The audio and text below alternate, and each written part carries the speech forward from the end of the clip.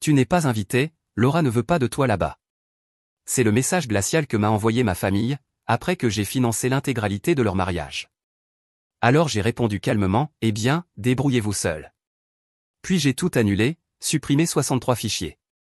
Tu n'es pas invité au mariage, maman, a écrit la famille de Laura dans un autre message. Elle ne veut pas que tu sois là. Rien d'autre. Aucune excuse, aucune explication, juste des mots froids, dans une bulle grise sans émotion. Je l'ai lu une fois, puis une seconde, puis encore. Mon pouce restait suspendu au-dessus de l'écran. À côté, mon café refroidissait lentement, intact.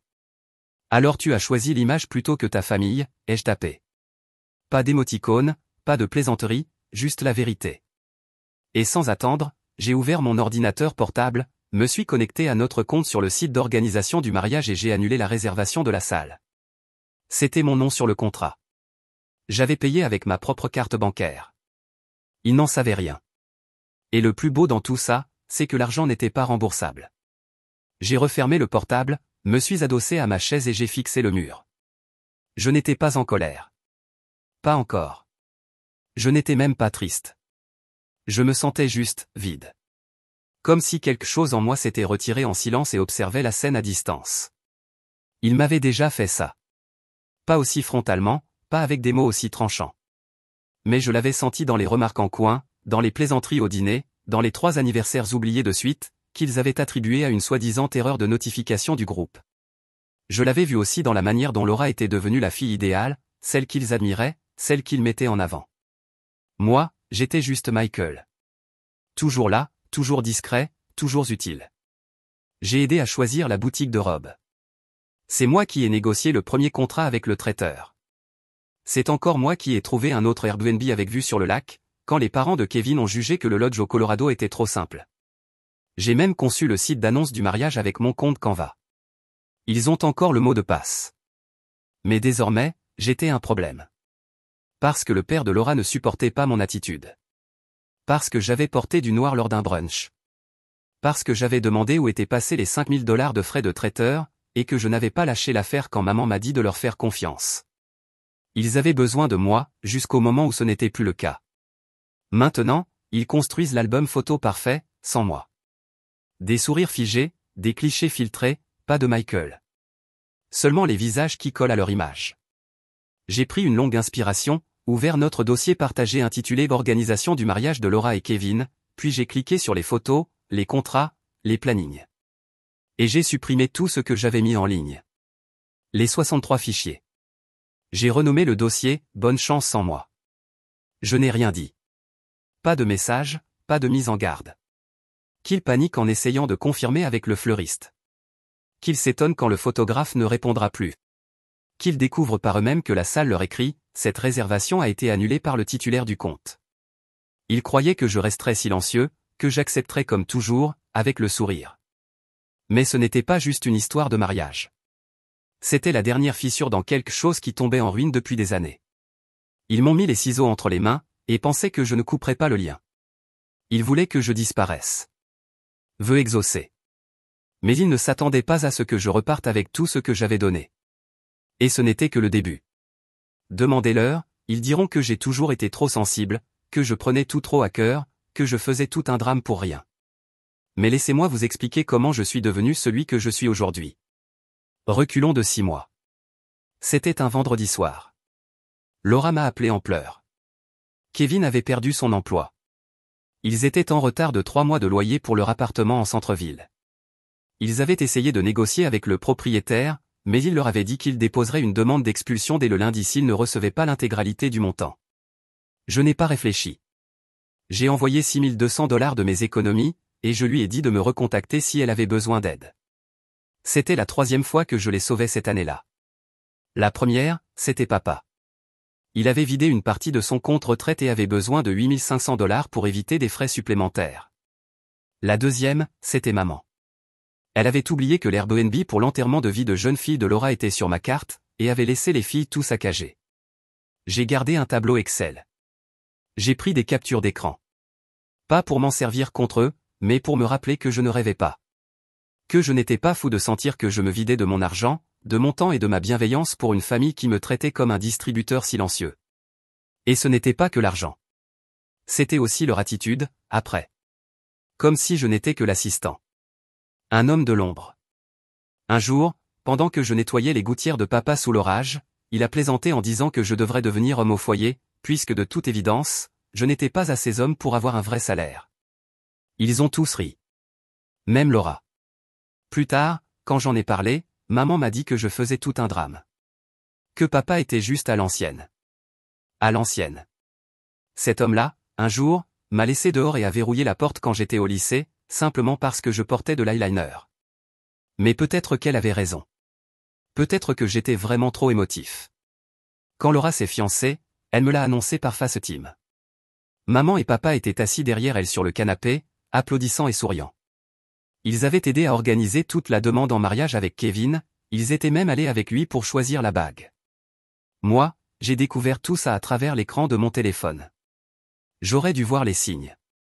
Mais une partie de moi pensait que si je continuais à aider, peut-être qu'un jour, il finirait par me voir comme quelqu'un qui comptait vraiment.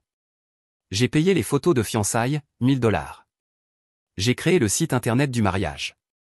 J'ai conçu les invitations personnalisées. J'ai même versé la compte pour la salle de réception, parce que maman m'avait dit que sa carte ne fonctionnait pas ce jour-là.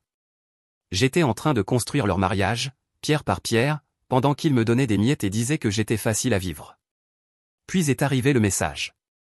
D'abord tante Dorothy, salut, j'ai entendu dire que tu n'étais pas invité au mariage, c'est vrai?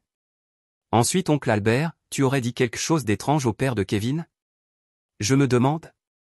Et enfin, le coup de grâce, une photo sur Facebook. Laura et Kevin, debout avec mes parents, devant une grange illuminée de guirlandes.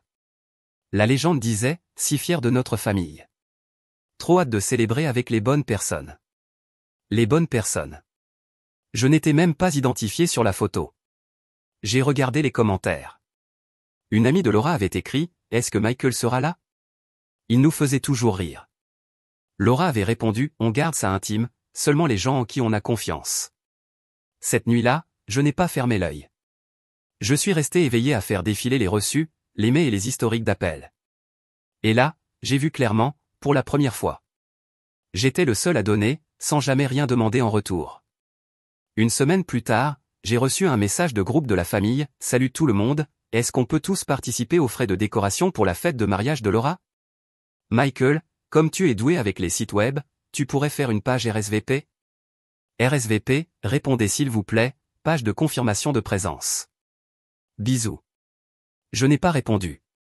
10 minutes plus tard, Laura m'a écrit en privé, tu peux juste le faire sans être passif-agressif? Alors j'ai pris une autre décision. Je me suis connecté au portail de la salle de mariage et j'ai soumis une demande d'annulation. La compte de 4200 $ n'était techniquement pas remboursable. Mais j'avais coché l'option assurance mariage au moment de la réservation.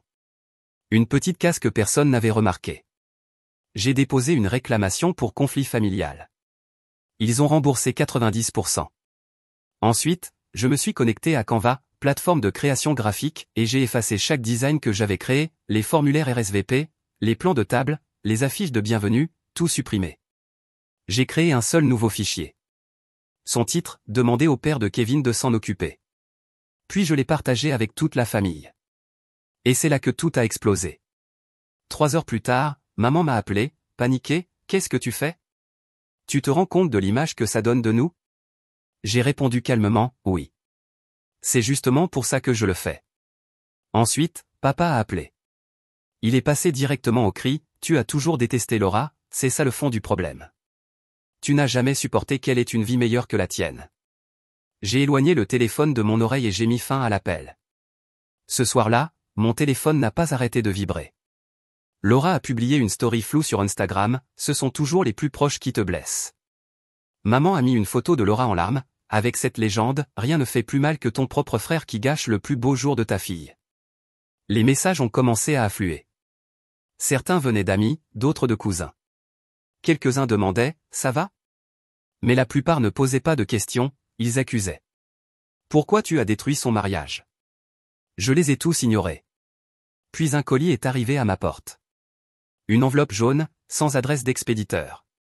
À l'intérieur, une capture d'écran imprimée d'une conversation privée. Laura et ses demoiselles d'honneur.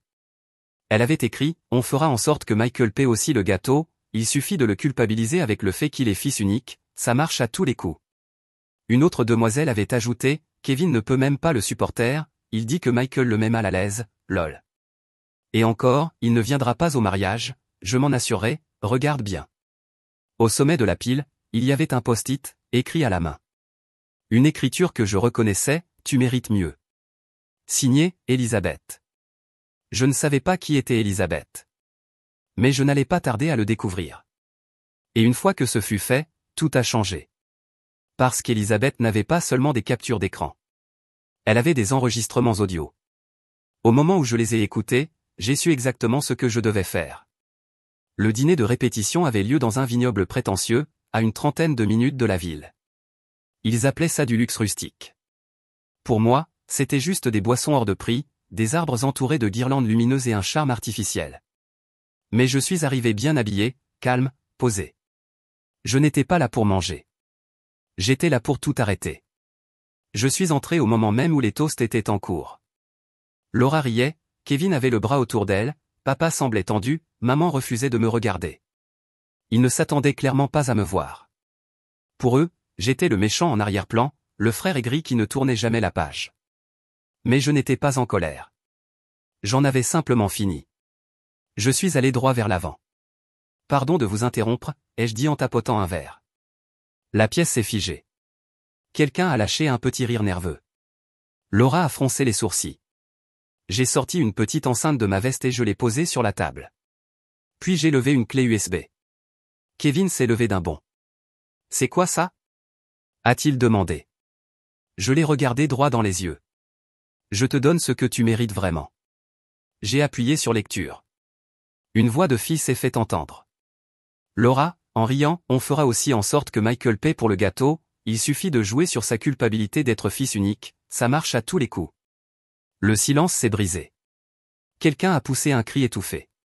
Une fourchette est tombée sur une assiette. Personne ne bougeait. Moi, je suis resté immobile. Puis une autre voix s'est fait entendre. Kevin ne peut même pas le supporter. Il dit que Michael le met mal à l'aise, lol. Le visage de Kevin a perdu toute couleur. Laura s'est précipitée vers l'enceinte pour la saisir. Je me suis interposé. Assieds-toi. Ce n'était pas une demande, c'était un ordre. Elle s'est figée. Puis l'ultime extrait s'est lancé. Laura, encore. Voix froide, sûre d'elle. Il ne viendra pas au mariage. Je m'en assurais. Regardez bien. J'ai mis la lecture sur pause et j'ai regardé l'assemblée. Des questions? Kevin a voulu parler, puis il s'est tu. Papa s'est levé, furieux. Tu crois que c'est acceptable? Que c'est le bon moment? Assieds-toi, ai-je claqué. Et pour une fois, il l'a fait. Je me suis tourné vers Laura. J'ai dépensé plus de 18 000 $ pour ce mariage, ai-je dit. J'ai construit ton site web. J'ai sécurisé ta salle. J'ai payé ton fleuriste. Je l'ai fait parce que, bêtement, je pensais que ça comptait. Que nous étions une famille. Laura tremblait. Son mascara coulait sur sa joue. Tu ne comprends pas, a-t-elle commencé. Non, les jeux interrompus. C'est toi qui ne comprends pas. Tu ne l'as jamais fait. Tu ne voulais pas d'un frère. Tu voulais un compte bancaire. J'ai sorti un dossier. Des copies papier. Capture d'écran. Message texte de maman et papa. Reçu de PayPal, service de paiement en ligne. Facture que j'avais réglée et sauvegardée. Même une conversation de groupe où Laura m'appelait leur planificateur de mariage gratuit. Je l'ai tendu à Kevin. Tu veux toujours l'épouser? Ai-je demandé. Il fixait les documents. Il ne disait rien. Puis une femme en manteau gris s'est levée au fond de la pièce. Elle portait un badge autour du cou et un téléphone à la main. Bonjour à tous. Désolée d'interrompre, dit-elle. Je suis Alice, je travaillais autrefois avec Michael. Je dirige aussi une agence de cybersécurité spécialisée dans la preuve numérique. Elle s'est tournée vers Laura. Michael m'a demandé d'analyser les fichiers. Puis elle a levé son téléphone. Cet enregistrement est authentique. Aucun montage. Aucune coupure. Il provient d'une sauvegarde WhatsApp, application de messagerie instantanée, liée à ton ancien numéro de téléphone. J'ai également les métadonnées pour le prouver. La mâchoire de Laura s'est relâchée. Maman a poussé un cri. Papa a grogné. C'est une blague? Alice a souri poliment. Pas le moins du monde. Puis est arrivé le vrai tournant. Kevin a regardé Laura. Tu m'as dit que Michael t'avait dit des choses horribles. Qu'il t'avait menacé. Qu'il était instable. Il a agité les papiers. Tu as menti. Elle lui a attrapé le bras. Non, Kevin. Ne me touche pas, a-t-il répondu. Puis la pièce a explosé. Ma tante s'est levée en criant. Quelqu'un a renversé un verre. Ma mère a essayé de parler, mais sa voix s'est brisée dans sa gorge. Et moi, au milieu de tout cela, je suis resté immobile. Silencieux. Stable. Je regardais simplement. Quand les cris et la panique ont atteint leur paroxysme, j'ai levé la voix une dernière fois. Je ne viendrai pas au mariage. Cette décision avait déjà été prise. Mais maintenant, ils allaient devoir aller jusqu'au bout sans mon argent, sans mon aide, et sans mon silence. Puis j'ai regardé mes parents. Vous m'avez rejeté dès l'instant où j'ai cessé d'être votre pantin, ai-je dit. Alors maintenant, je coupe les fils. Et alors que je commençais à m'éloigner, la voix de Kevin a retenti. J'en finis avec tout ça, a-t-il dit d'un ton ferme. Laura a poussé un hurlement perçant, un cri aigu, comme du verre brisé suspendu dans l'air. Tu n'as pas le droit de faire ça ici. A-t-elle crié. Oh, ai-je répondu, mais il vient de le faire. Et je suis sorti. Pas de musique de fond, pas de scène au ralenti. Juste le bruit silencieux de tout ce qu'ils avaient construit, en train de s'effondrer derrière moi. Je ne suis pas rentré chez moi après ce dîner de répétition. Je n'ai même pas pris l'autoroute. J'ai emprunté une petite route tranquille, vers le nord. Un endroit sans réseau, sans bruit.